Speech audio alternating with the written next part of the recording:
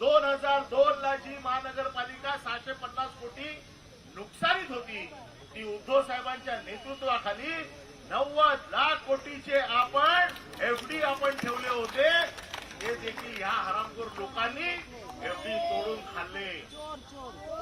आपले पैसे उचलले, एमएमआरडीएला दिले आणि ज्या मुंबईच्या लोकांच्या टॅक्सच्या जोरावरती, ज्या मुंबईच्या लोकांच्या जोरावरती तिजोऱ्या भरल्या जात आहेत, त्या पैशावरती डोळा ठेवून मुंबईच्या लोकांना त्रास देण्याचं काम चालू आहे. पाणी नाही, रस्ते नाहीत, या सगळ्याला नाले सफाई नाहीये. पूर्वी ज्या वेळेला शिवसेनेची सत्ता होती, शिवसेनेचा कार्यकर्ता हा नाले सफाईवरती आजही लक्ष ठेवून आहे.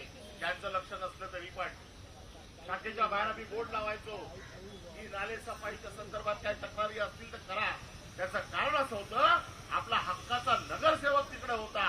गेले 3 वर्ष या लोकांनी नगरसेवकाची निवडणूक घेतलेली नाहीये आणि तुमची केंद्रात सत्ता आहे, तुमची राज्यात सत्ता आहे, मग घाबरता कशाला निवडणुका घ्यायला? एकदा होऊनच जाऊ दे त्याचा फैसला.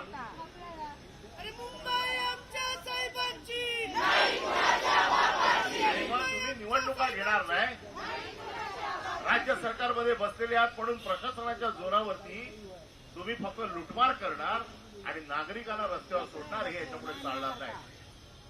हे तर पाण्याचे नमुने तर बघतोय आपण, किती घाणेरडं पाणी लोकांना तुम्ही पाजताय.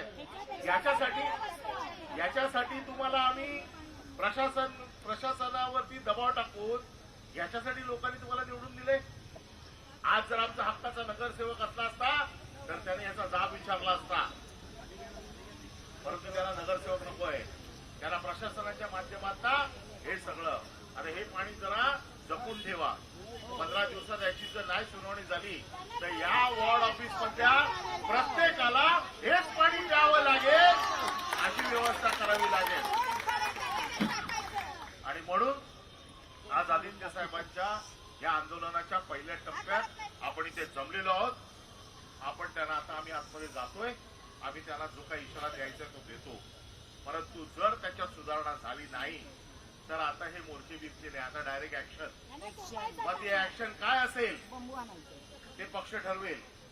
आणि मला एक गोष्ट नक्की माहिती आहे, गेल्या इतक्या वर्षाचा शिवसैनिक म्हणून एकदा शिवसेनेने ठरवलं, ऍक्शन म्हणजे ऍक्शन, त्याची रिॲक्शन काही आली तरी चालेल. आणि म्हणून पोलिसांना पण सांगतो, तुमच्या प्रश्नासाठी आम्ही भांडतोय, जरा ऍक्शन घेतली तर जरा सबुरीने घ्या. आम्हाला नेले आतमध्ये तर नुसते वडापावर ठेवू नका, चांगलं जेवण करून घ्या. कारण तुमच्या प्रश्नासाठी पण लढतोय. इतके वर्ष शिवसेना कचरा उचलते.